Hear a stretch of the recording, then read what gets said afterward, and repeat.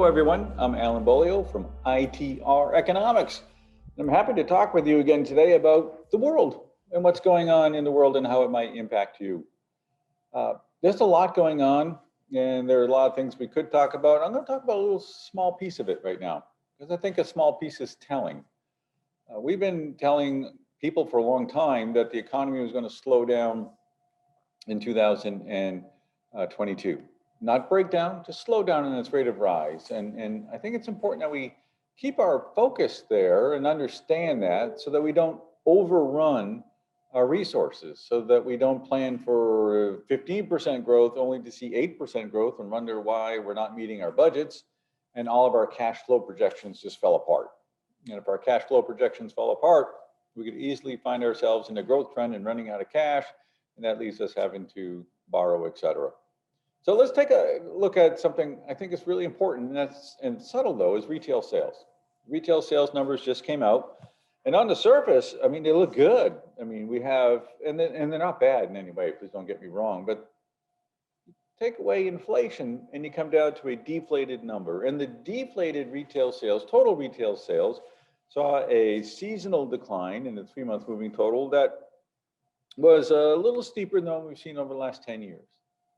When we look at just the month of January, just the raw number for January, what we see is something, a decline, 19.2%, that was steeper than the last 3 years. Kind of, should we look into that some more? So I did.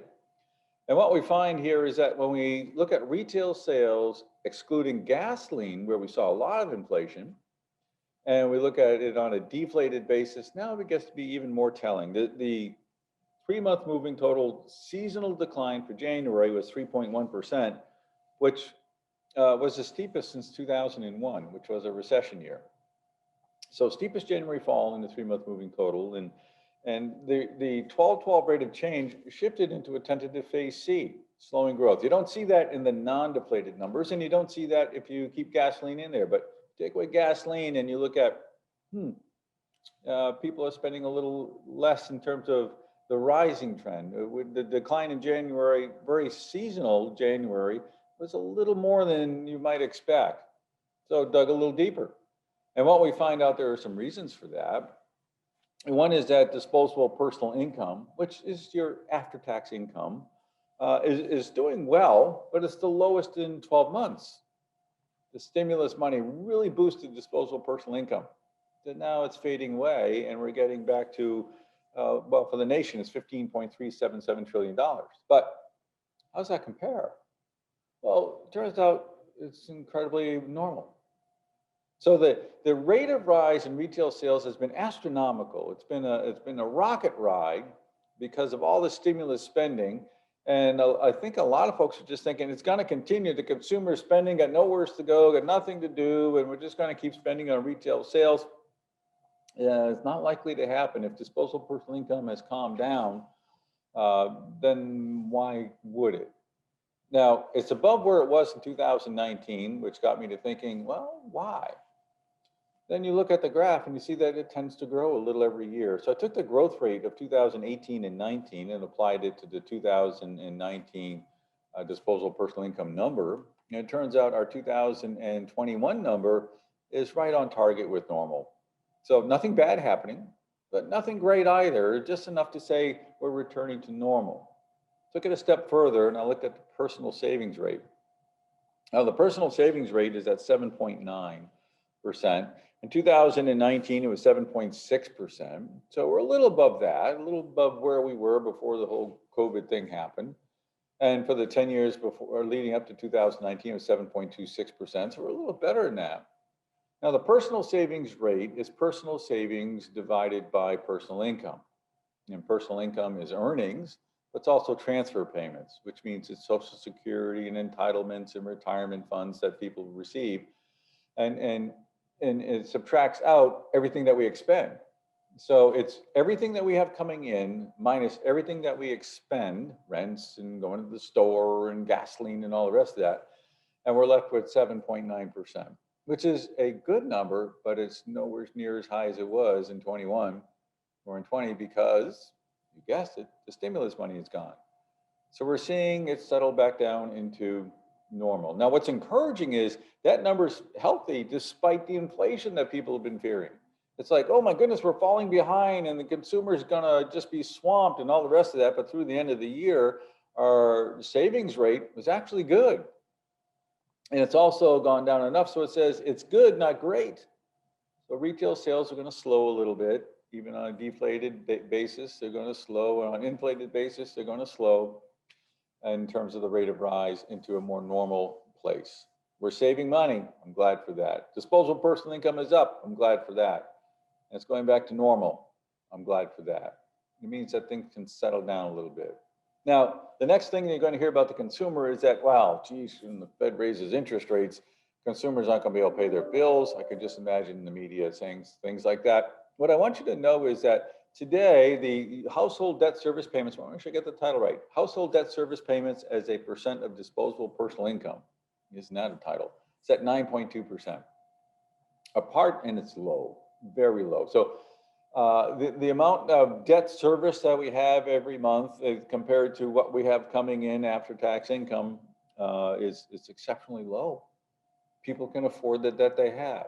Now, what I mentioned before is that when interest rates go up, you're going to hear people say, we have a record amount of debt. Okay, but our income has gone up, and apparently we're handling our debt really well.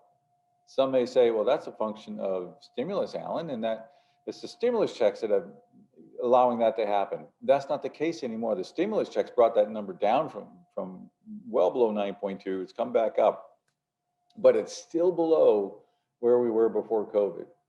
We seem to be in a better place than we were before COVID. And you want to know something else? It hasn't been as low as 9.2% in over 40 years. We're not going to see ourselves crushed by a Federal Reserve Board rate hike, 25, 50, 75, even 100 basis points. Some people aren't going to like it. Some people it's going to slow down what they spend. Wait a minute, that's what we've been talking about. People are going to slow down in what they spend. And as they slow that down, it just means the economy slows at a slightly decelerating pace, slightly slower pace. And you just want to make sure that you plan your inventory, you make sure that you plan your capital expenditures, your cash requirements accordingly, and say, how do I take advantage of this? Well, maybe it's a function of stop doing things you shouldn't be doing. Make sure you're not in a business, product, service that doesn't make you any money. You're going to have restricted resources with labor. You're only going to have so much time. You might as well take advantage of it and stop doing those things you shouldn't be doing. Maybe it's a time to look around for somebody who's going to run out of cash and say, that makes for an acquisition target. I know that company. It's a pretty good company. They just didn't plan this right at all. And as we go through 22 and into 23, you can start that dialogue. Maybe you say to yourself, interest rates are still low, but ITR is right. Interest rates are going to be going up. The Federal Reserve Board has said they're going to be going up dramatically and more dramatically anyways in the years to come. So maybe what you think to yourself is, how can I invest in my company to maybe do an acquisition or maybe just to automate or grow my efficiencies much greater than they were before, so that with those efficiencies, with the labor cost going up and later with interest rates going up, I'm borrowing now, putting it in place now, and I can increase my profitability as we go forward. All right, so inflation will be coming back. The consumer's not going to be bothered by it for a while. Don't worry about it. Understand that the consumer is naturally slowing down. One more little note just for fun. I think you're going to find that as the Fed raises interest rates fairly soon, probably at one of their meetings, then people are going to notice that inflation is slowing. I'd like you to note, please, that it already is slowing in the economy. It's not because of the rising interest rate. It's not because of the Federal Reserve Board, and they're great folks doing a great job. It's just the economy going back to a more normal pattern, things that we all understand, and things that will allow you to be profitable. I'm Alan, ITR Economics. Thank you for being part of today's Trends Talk.